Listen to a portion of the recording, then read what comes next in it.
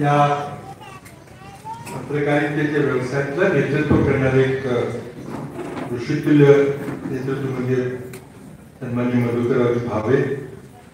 आज त्यांनी इथं यायला कबूल केलं, ते आले आणि त्यांच्यासोबत त्यांनी आपले विचार मांडले, प्रबोधन केलं. त्याचबरोबर या कार्यक्रमाकरता आवर्जून उदयसिंग पाटील, दादा, वसंतराव बेगाळे, रणजित देशमुख, कराड दक्षिण काँग्रेस कमिटीचे अध्यक्ष मनोहर शिंदे, मलकापूर नगरपालिकेच्या माजी नगराध्यक्षा सौ मिलनताई गेडगे, मधुकरची भारतने घेऊन येणारे सातारा आणणारे राजेंद्रजी शेलार, बाबूराव शिंदे, त्याचबरोबर आज खास चिपळूणहून आलेले प्रशांत यादव, धनाजीराव कारकर,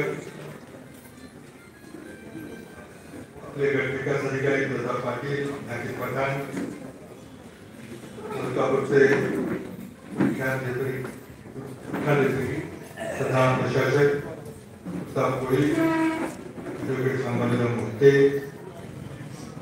सातारा जिल्ह्याच्या काँग्रेसच्या महिलांच्या अध्यक्षा यादव, संजय पवार, अर्चना पाटील, चंद्र साठे, वैशाली जाधव, कराड पंचायत समितीचे माजी सदस्य चंद्रराव पाटील अप्पा, मलकापूरचे ज्येष्ठ नगरसेवक कांदे अप्पा, उत्तमराव पाटील, कराडच्या मीनाक्षी मानुकर, विद्यार्थी माने,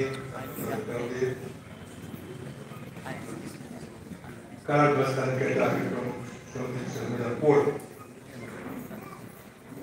श्री सतीश माने, रामकेश्वर जाधव, इंद्रजित चव्हाण, त्या कार्यक्रमाला मोठ्या संख्येने उपस्थित आजी माजी पदाधिकारी, नगरसेवक, तर सगळेच माजी पदाधिकारी काही निवडणुका 2-3 वर्ष स्थानिक स्वराज्य संस्थांच्या निवडणुका झालेल्या, मंचकर्मी सर्व मान्यवर पत्रकार मित्र, 8 जुलै हा कार्यक्रम माझ्या पिताजींचा आणि मातोश्रीचा संयुक्त दिन असतो. त्या दिवशी त्यांच्या प्रत्येकाच्या राजकीय आणि सामाजिक कामाची आठवण व्हावी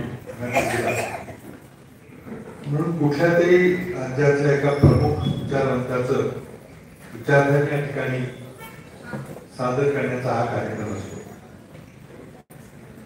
तरीच आम्ही फार काळजावेल्या वगैरे करता वैचारिक प्रबोधनाचा कार्यक्रम असतो. आज भावे साहेबांनी आपल्या समोर आपले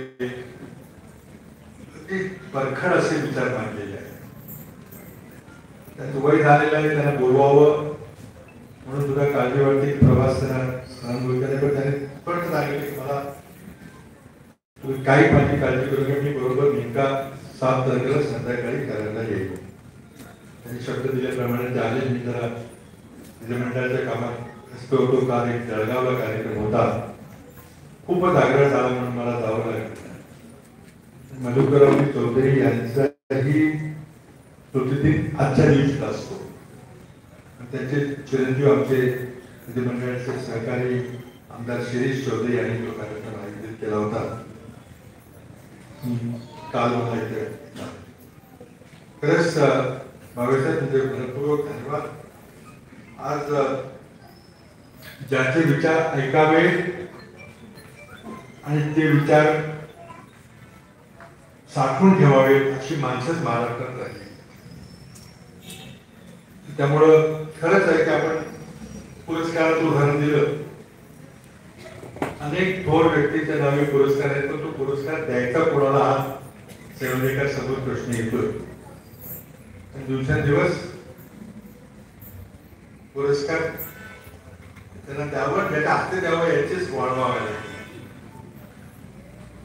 कारण काय झालं की परिस्थितीची